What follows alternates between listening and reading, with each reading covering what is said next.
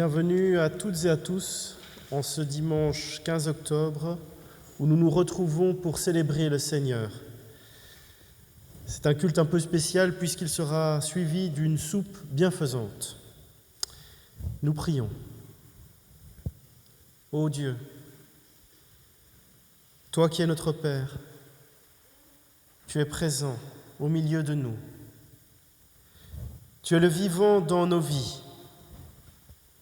Tu es le Seigneur du ciel et de la terre. Et nous attendons la venue de ton règne.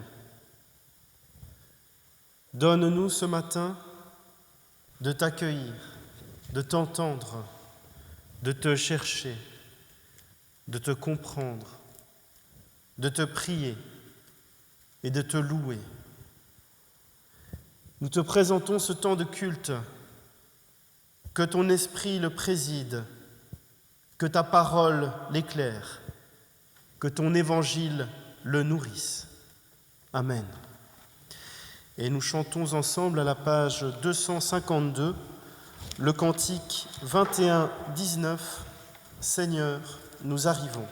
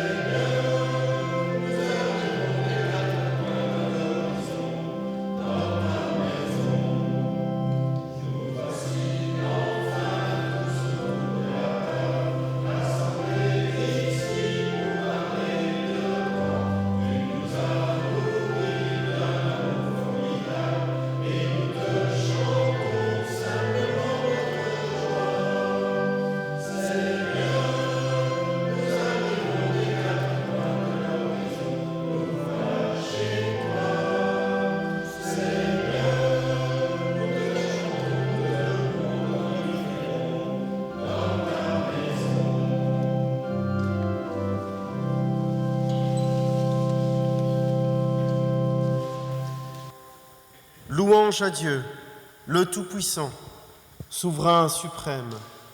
Louange au Fils, il est notre vie et salut même. Joignons nos voix pour honorer notre Roi, qui nous protège et nous aime. Louange à Dieu, oui, gloire à l'Éternel, notre Père, qui donne aux saints victoire et paix sur toute la terre. Ne vois-tu pas qu'à tes besoins il pourvoit ? Louange à Dieu, qui te bénit, protège ta vie, car son amour est parfait, sa bonté infinie. Méritons cette bénédiction. Au bonheur, il nous convie. Louange à Dieu, que de toute mon âme j'adore, que chacun l'honore. Louange à Dieu, qui règne sur tous les cieux. Jamais en vain on ne l'implore.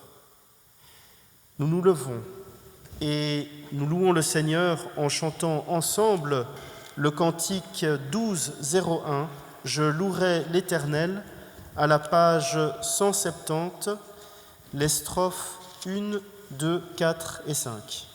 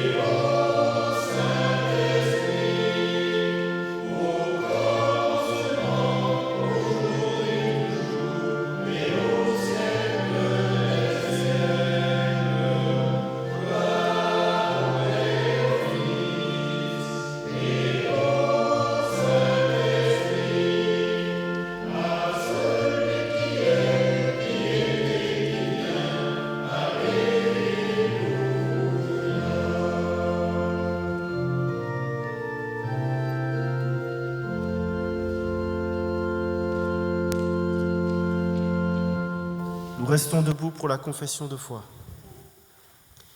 Éternel, je crois que tu es le Dieu vivant, que tu es mon Dieu. Je crois que tu as donné ton Fils, Jésus-Christ, pour nous sauver. Il est mon frère, mon ami, mon Seigneur. Je crois que ton esprit nous fait vivre avec plus de foi, plus d'espérance et plus d'amour. Je crois que c'est ensemble que nous avançons vers toi et qu'ensemble nous ferons un monde plus juste. Mon Dieu, je crois qu'en toi, il n'y a que du bien et que tu nous fais vivre éternellement. Amen. Et nous chantons ensemble le cantique 33 à la page 56. Réjouis-toi, peuple fidèle, les strophes 1, 2, 3 et 4.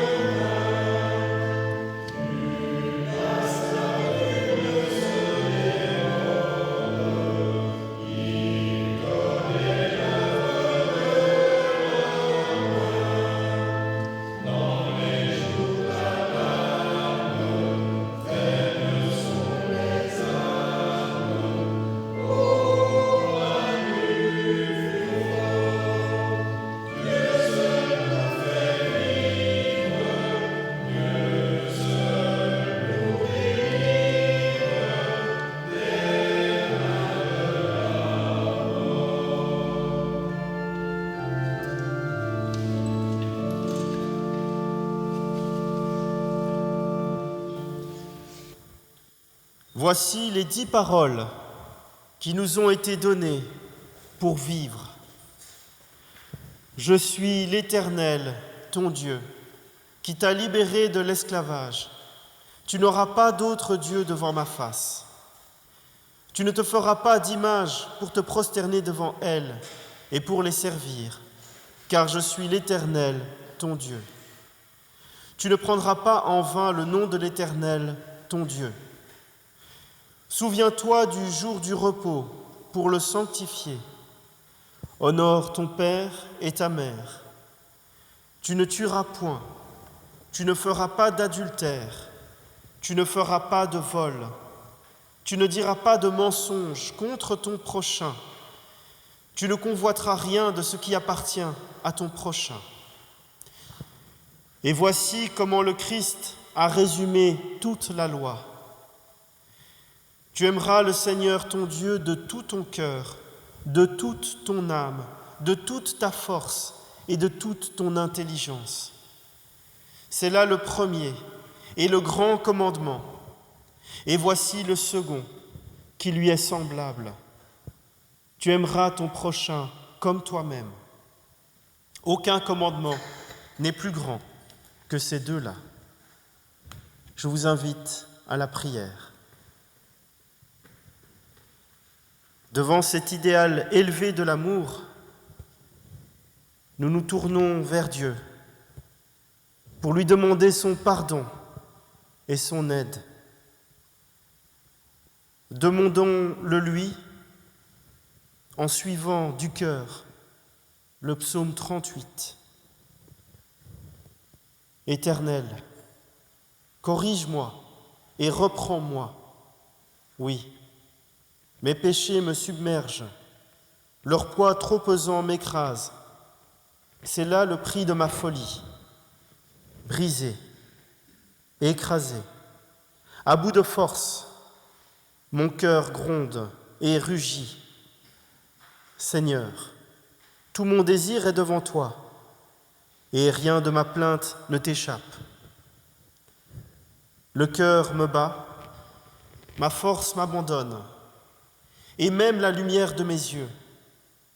Amis et compagnons se tiennent à distance, et mes proches à l'écart de mon mal. Moi, comme un sourd, je n'entends rien. Comme un muet, je n'ouvre pas la bouche. C'est toi que j'espère, Éternel. Éternel, mon Dieu, toi tu répondras. Et maintenant je suis près de tomber. Ma douleur est toujours devant moi. Oui, j'avoue mon péché, je m'effraie de ma faute. Ne m'abandonne jamais, Éternel. Mon Dieu, ne sois pas loin de moi. Viens vite à mon aide, Éternel, mon salut. Amen. Que tous ceux qui se tournent vers Dieu avec confiance reçoivent de lui la certitude de son amour.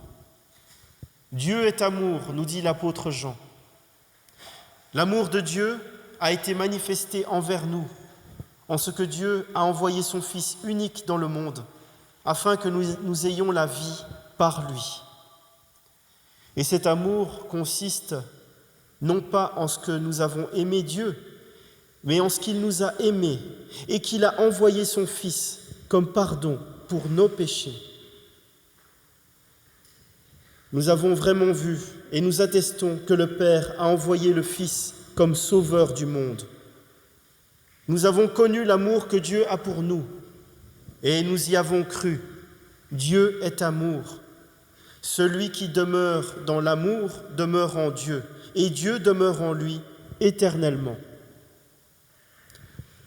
Nous nous levons et nous chantons ensemble le cantique 62-42 à la page 983.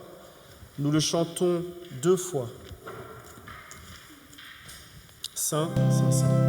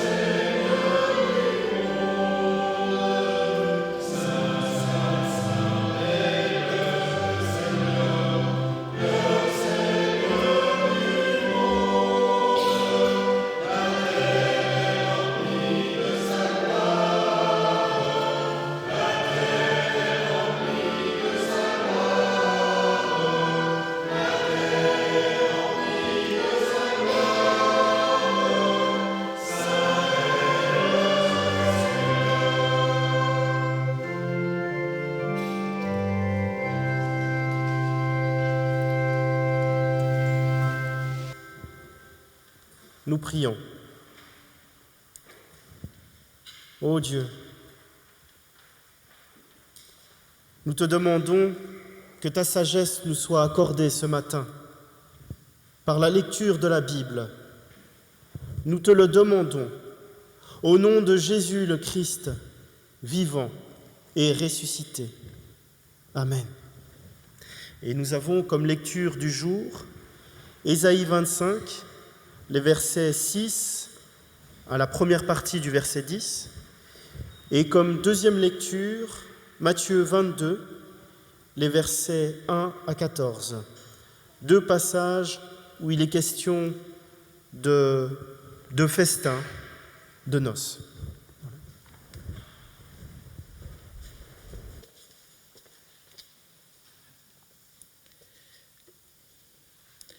Ésaïe, chapitre 25, les versets 6 à 10a.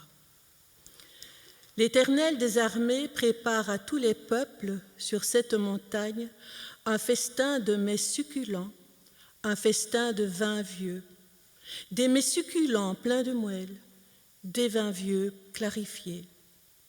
Et sur cette montagne, il anéantit le voile qui voile tous les peuples, la couverture qui couvre toutes les nations. Il anéantit la mort pour toujours. Le Seigneur, l'Éternel, essuie les larmes de tous les visages. Il fait disparaître de toute la terre l'opprobre de son peuple, car l'Éternel a parlé. En ce jour, l'on dira, « Voici, c'est notre Dieu, en qui nous avons confiance, et c'est lui qui nous sauve. C'est l'Éternel en qui nous avons confiance. Soyons dans l'allégresse et réjouissons-nous de son salut, car la main de l'Éternel repose sur cette montagne. »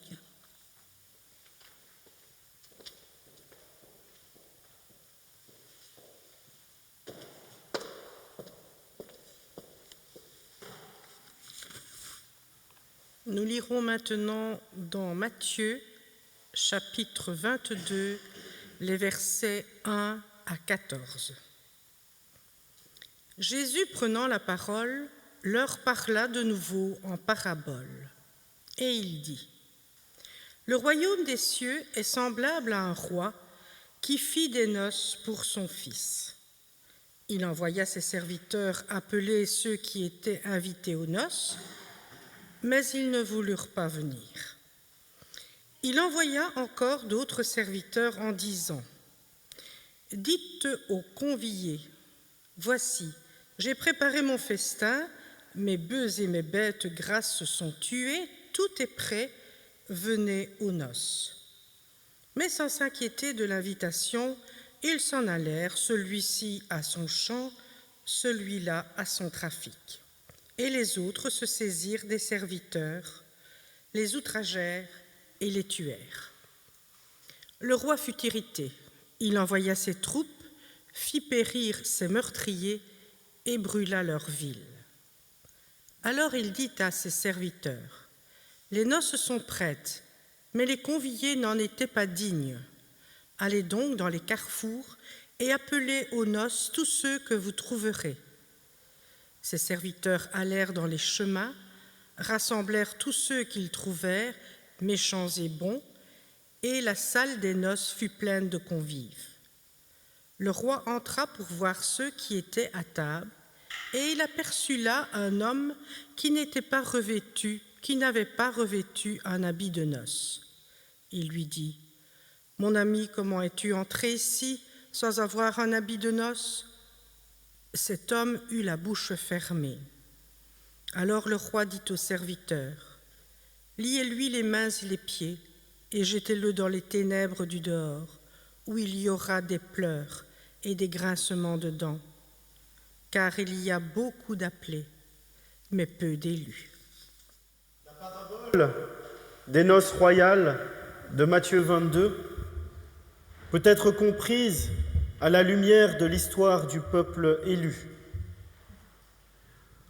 On peut identifier les premiers appelés, ceux qui sont invités à participer à la noce et qui n'ont pas répondu à l'invitation du roi, aux Juifs, qui n'avaient pas écouté Dieu à l'époque de Jésus. La destruction de leur ville rappelle l'anéantissement de Jérusalem et de son temple. Et l'appel de nouveaux convives évoque l'élargissement de l'alliance de Dieu à tous les peuples, y compris les païens. Mais la parabole serait d'un intérêt mineur si elle ne comportait pas un enseignement pour aujourd'hui. Aujourd'hui, la grande question que soulève pour nous ce passage d'Évangile est de nous situer en vérité devant l'invitation que nous fait le Seigneur. Il s'agit bel et bien de savoir nous comporter comme des invités dignes de ce nom. Dans un sens, cette parabole pourrait être bien réjouissante, car elle nous dit que tout est prêt pour que notre vie soit comme une fête. Nous y sommes invités, que nous soyons bons ou mauvais, que nous soyons un notable ou un mendiant sur le bord de la route. Dans un autre sens, cette parabole est inquiétante, car l'invitation est généreuse, mais la patience de ce roi a des limites, et la sanction est terrible. La fin du passage se termine sur cette conclusion peu rassurante. Il y a beaucoup d'appelés, mais peu d'élus. Cela nous rappelle que le croyant engagé, même s'il est touché par la grâce, doit avoir un comportement digne. La grâce ne signifie en aucun cas d'abandonner les efforts pour tendre vers une manière d'être plus éthique. Cela nous rappelle que la foi doit être vécue dans l'obéissance. Cette histoire porte en elle la signature de la grâce. Ce roi, capable des pires colères, est le même qui se dessine sous les traits de l'Emmanuel, Dieu incarné parmi les hommes. La sanction terrible qui clôture la parabole est précédée d'un accueil et d'une invitation inconditionnelle, large et sans a priori. Le roi avait tout préparé, avait tout fait pour que les invités honorent son festin. La parabole aurait pu se terminer par la seule mention de la célébration festive des noces, mais un dernier élément vient perturber la fête du roi. Le roi rentre en colère, et cette colère paraît démesurée par rapport à la reproche. Il s'agit d'une question de vêtements. Un des convives ne porte pas de vêtements de noces. L'attitude du roi face à l'homme qui ne porte pas les vêtements adéquats peut sembler surprenante. En effet, comment se fait-il qu'il le nomme « mon ami » puis qu'il ordonne quelques instants plus tard qu'il soit jeté pieds et poings liés dans les ténèbres du dehors? Pourquoi passe-t-il si rapidement de l'affection au châtiment? L'explication se trouve dans le terme employé par le roi. Le roi de la parabole désigne le convive par le terme « mon ami », en grec « hétéros », exactement le même vocable que celui que Jésus utilisera pour désigner Judas lors de son arrestation. Il lui dit « Ami, pourquoi es-tu venu ?» L'expression désigne alors une personne qu'on pensait proche, mais qui se détourne pour mieux trahir. L'ami est donc ici un membre de cette noce royale. Il fait partie des appelés, mais il ne change rien à l'intérieur de lui. L'homme qui ne porte pas de vêtements de noces n'a donc rien d'un ami. De plus, le nom dans le texte en grec est employé comme une interjection. En d'autres mots, le roi ne s'adresse pas doucement à l'homme, mais l'apostrophe durement. « Et l'ami » serait une traduction qui rendrait bien mieux la rudesse de l'intervention du roi. Peut-être que l'on peut rapprocher cette attitude à l'enseignement de Jésus, où il dit « Ceux qui me disent « Seigneur, Seigneur » n'entreront pas tous dans le royaume des cieux, mais seulement celui qui fait la volonté de mon Père qui est dans les cieux. La foi n'est pas juste une question de dire oui à Dieu, ni de se réjouir de son amour, mais d'en vivre réellement. L'habit de noces, c'est la justice intérieure, la sanctification qui s'obtient par la repentance et la foi dans notre Sauveur. Ce passage souligne combien la participation à la noce demande un vrai repentir, une véritable conversion pour le royaume. Tout quitter pour suivre le Christ, prendre un chemin d'humilité, se faire serviteur. Revêtir le vêtement des noces suppose un changement radical de vie, une métamorphose pour le Christ, car beaucoup sont appelés, mais peu sont élus. La parabole est une mise en garde pour tous, y compris au sein des communautés chrétiennes. Ce qu'il faut comprendre, c'est que cette grâce qui nous est offerte appelle à une réponse. Ce n'est pas une grâce de pacotille, une grâce à bon marché.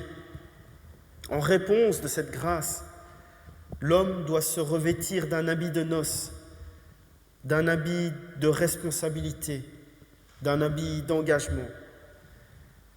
La grâce, dont le prix se trouve sur la croix, interdit la tiédeur, la négligence, l'affadissement. Cette parabole invite à penser la dignité. Être ou devenir digne, c'est d'abord, dans un premier temps, accepter d'être invité, accepter, malgré nos indignités humaines. Devant Dieu, mon indignité peut devenir digne. Mais en plus de cela, je suis appelé à adopter un comportement éthique. Et l'Évangile se termine par une phrase importante. La multitude des hommes est appelée, mais les élus sont peu nombreux. Dieu, en effet, offre son salut à tous, mais combien y répondent? Et dans ceux qui y répondent, combien vivent vraiment du salut offert? Cet évangile nous interpelle sur notre propre foi, sur notre propre adhésion à l'amour de Dieu pour nous. Augustin d'Hippone l'a écrit: « Celui qui nous a créés sans nous ne nous sauvera pas sans nous.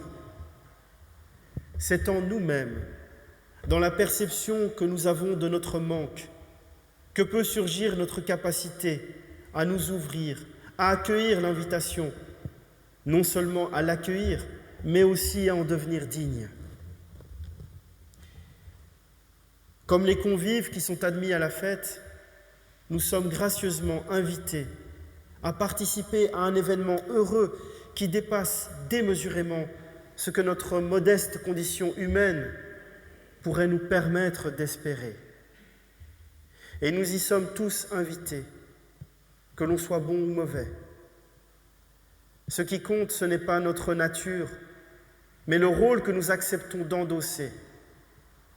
En effet, tout ce qui nous est demandé est de devenir un vrai convive et d'entrer en relation avec Dieu, de participer joyeusement aux noces du Fils et d'assumer pleinement notre identité de chrétien.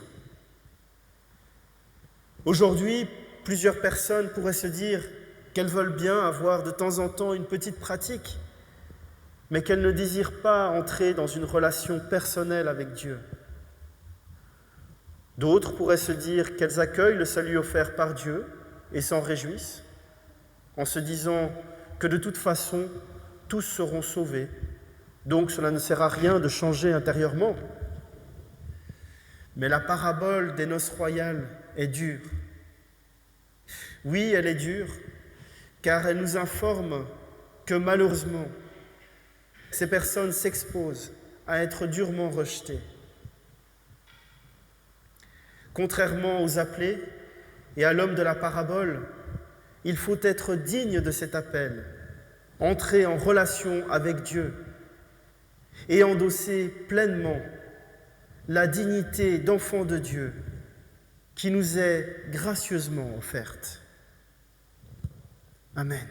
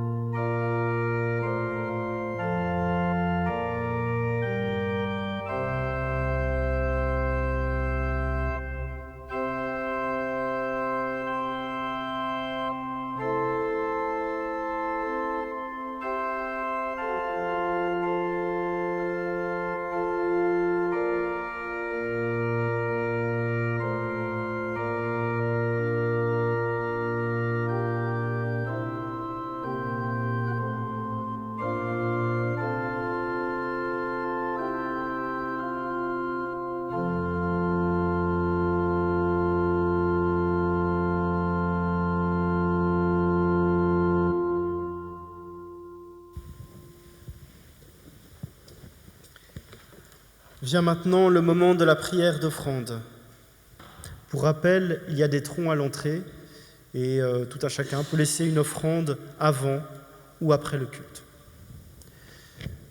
Nous prions. Seigneur, Dieu, nous n'avons rien à t'offrir qui ne vienne de toi. Accepte cependant cette offrande et inspire-nous pour en user conformément à ta volonté. Veuille t'en servir pour le bien de ton Église et le salut de tous. Tu es béni pour les siècles des siècles. Amen. Et nous pouvons nous lever pour chanter ensemble le cantique 35-15 à la page 488. Viens, Esprit de sainteté.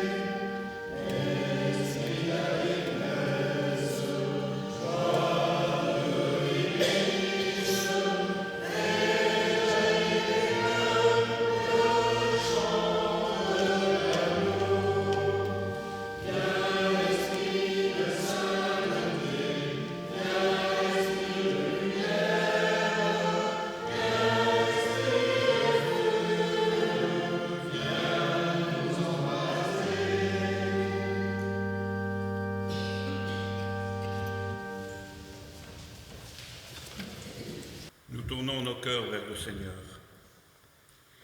Qu'il est bon et agréable de te célébrer, Père éternel et tout-puissant.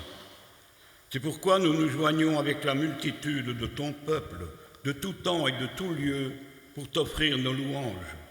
Nous célébrons ton nom et nous chantons en ton honneur. Je vous invite à chanter de la page 456, le 34-18.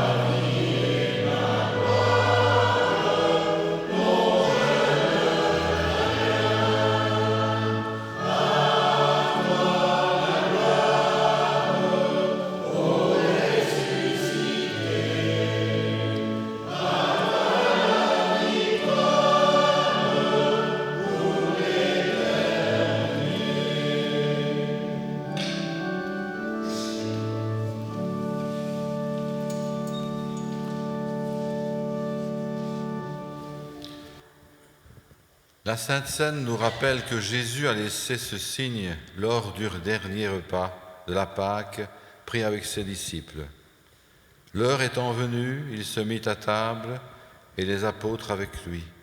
Il leur dit : « J'ai désiré vivement manger cette Pâque avec vous avant de souffrir. Car je vous le dis, je ne la mangerai plus jusqu'à ce qu'elle soit accomplie dans le royaume de Dieu. » Et ayant pris une coupe et rendu grâce, il dit : « Prenez cette coupe et distribuez-la entre vous, car je vous le dis, je ne boirai plus désormais du fruit de la vigne jusqu'à ce que le royaume de Dieu soit venu. » Ensuite, il prit du pain, et après avoir rendu grâce, il le rompit et le leur donna, en disant : « Ceci est mon corps qui est donné pour vous.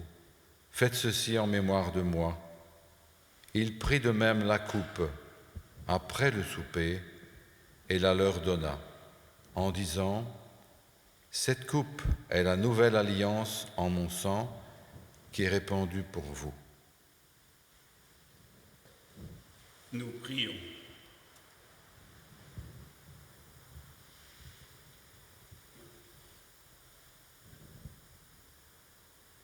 Faites ceci en mémoire de moi.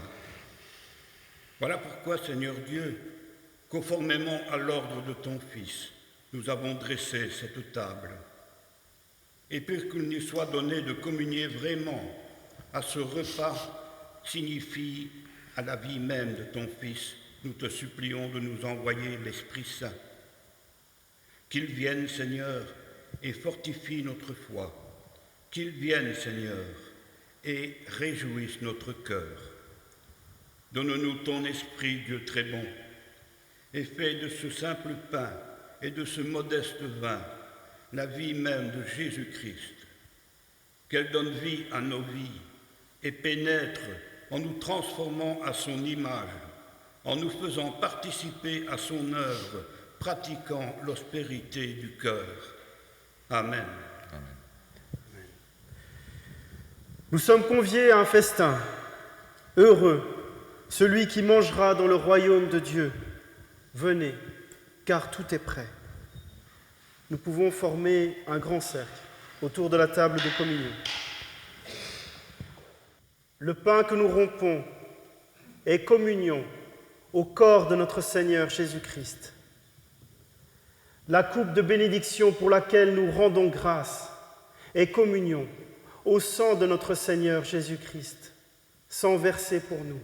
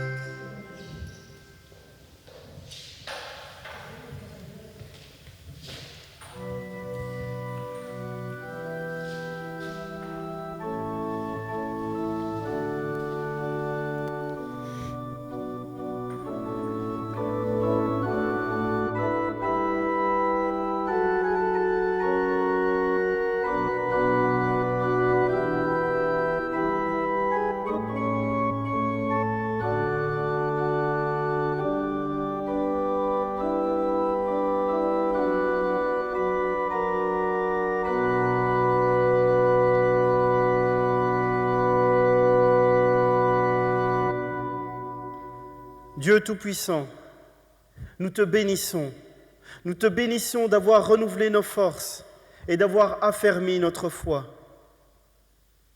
Fais-nous la grâce de te servir tous les jours par une vie qui te plaise, par Jésus-Christ, notre Seigneur.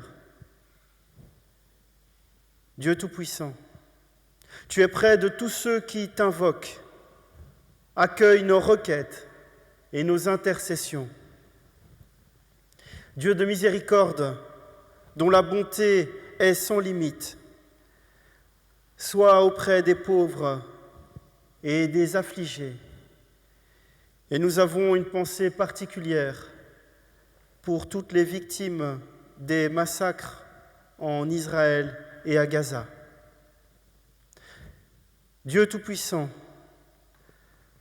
fortifie dans l'épreuve les malades et les mourants. Prends soin de tous ceux qui souffrent. Souviens-toi de tous ceux qui nous sont chers, de ceux que nous nommons dans le secret de nos cœurs, de ceux qui ont demandé le secours de nos prières, de ceux qui ont besoin du secours de nos prières. Au nom de Jésus, nous te disons d'un cœur sincère et reconnaissant la prière qu'il nous a enseignée. Notre Père qui es aux cieux, que ton nom soit sanctifié, que ton règne vienne, que ta volonté soit faite sur la terre comme au ciel. Donne-nous aujourd'hui notre pain de ce jour. Pardonne-nous nos offenses, comme nous pardonnons aussi à ceux qui nous ont offensés. Ne nous soumets pas à la tentation, mais délivre-nous du mal, car c'est à toi qu'appartiennent le règne, la puissance et la gloire pour les siècles des siècles. Amen. La grâce et la paix vous sont données de la part de Dieu. Allez dans la grâce et la paix du Christ. Nous pouvons retourner à nos places.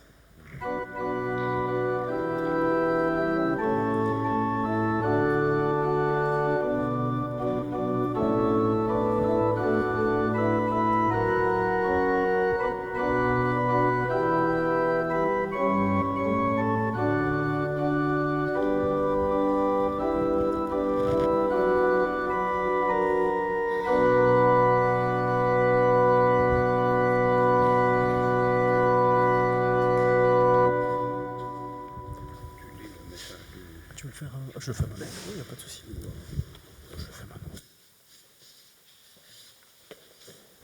Juste pour commencer les annonces, je vais vous partager une déclaration de l'EPUB sur les récentes attaques en Israël. À l'aube du samedi 7 octobre 2023, alors que les Juifs du monde entier célébraient Simchat Torah, à la fin de la fête des tabernacles, le Hamas a lancé une attaque terroriste contre l'État d'Israël et l'a envahi, tuant de nombreux civils, jeunes et militaires, et prenant des personnes en otage. Cette attaque choquante dans le sud d'Israël, le samedi 7 octobre 2023, a été le massacre de Juifs le plus meurtrier depuis la Shoah. L'EPUB, qui a toujours prôné une paix juste entre Israël et la Palestine, craint que cela ne rende cet idéal encore plus éloigné que jamais. Nous condamnons sans réserve ces attentats et la spirale de violence qu'ils ont enclenchée. Nous appelons à la libération des otages et à des négociations immédiates entre les parties concernées. Une politique fondée sur la violence, la vengeance et le châtiment ne peut jamais servir de base à une coexistence pacifique entre les peuples et au sein de ceux-ci. Nous offrons notre soutien et nos prières à toutes les familles touchées par ces événements tragiques. Nos pensées vont à nos voisins juifs auxquels il a été demandé d'être vigilants et de garder portes et fenêtres fermées. Nous espérons que la communauté internationale pourra mettre un terme à la violence le plus rapidement possible afin d'éviter une terrible spirale ascendante et un nombre encore plus grand de victimes des deux côtés. Éloigne-toi du mal et fais le bien, recherche et poursuis la paix. Psaume 34, 14. Voilà, c'est un message de Stephen Feucht au nom du Conseil synodal.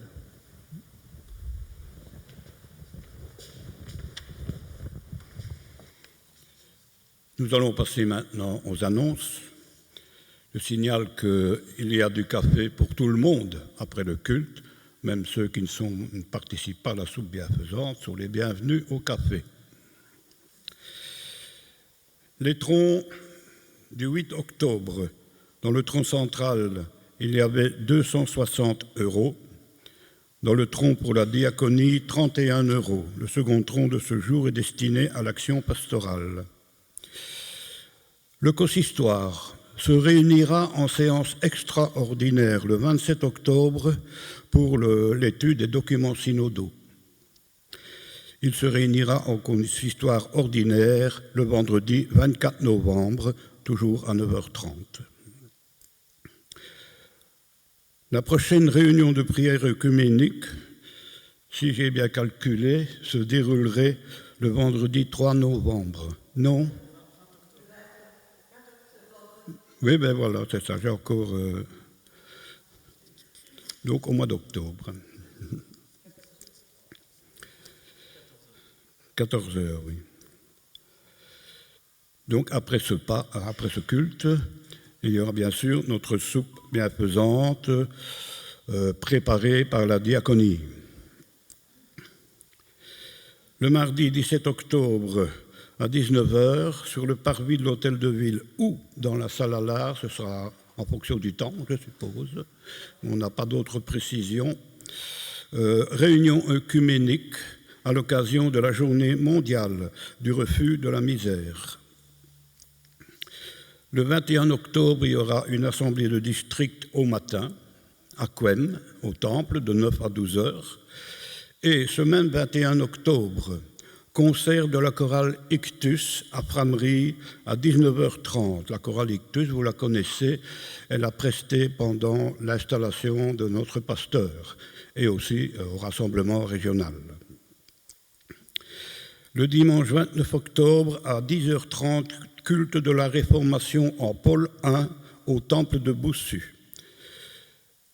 Le 29 octobre, toujours à Frameries, à partir de midi, agape d'automne, le menu est affiché dans la salle avec un numéro de téléphone pour s'y inscrire.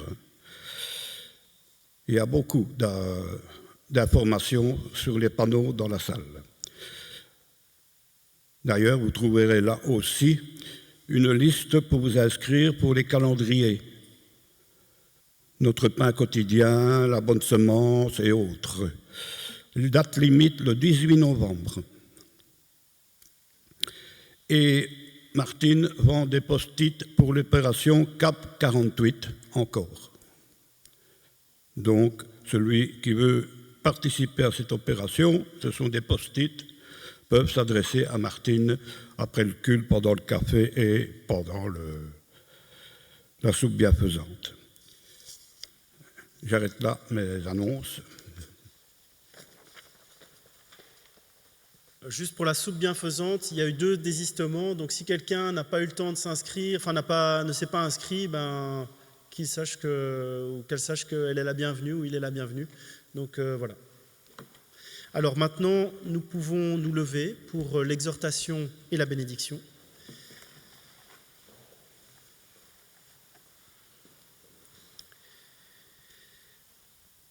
L'Esprit de Dieu, c'est ce que nous pouvons sentir comme une force et une joie, comme une réponse et une lumière, comme une présence apaisante. Dans nos temps de lassitude, dans nos temps de découragement, il est ce qui nous pousse à reprendre nos combats de tous les jours. Et il est cette volonté d'aimer encore. Il est cette sagesse que l'on récolte lorsque l'on est conscient que nous sommes de passage sur terre, lorsque nous sommes conscients que malgré nos vies éphémères, nous sommes sous la coupe de la miséricorde de Dieu. Recevons la bénédiction de la part de Dieu. Que le Seigneur vous bénisse et vous garde. Il tourne sa face vers vous et vous offre sa paix. Père, Fils et Saint-Esprit. Amen. Et nous chantons ensemble à la page 507 le cantique 36, 10. Que la moisson est grande.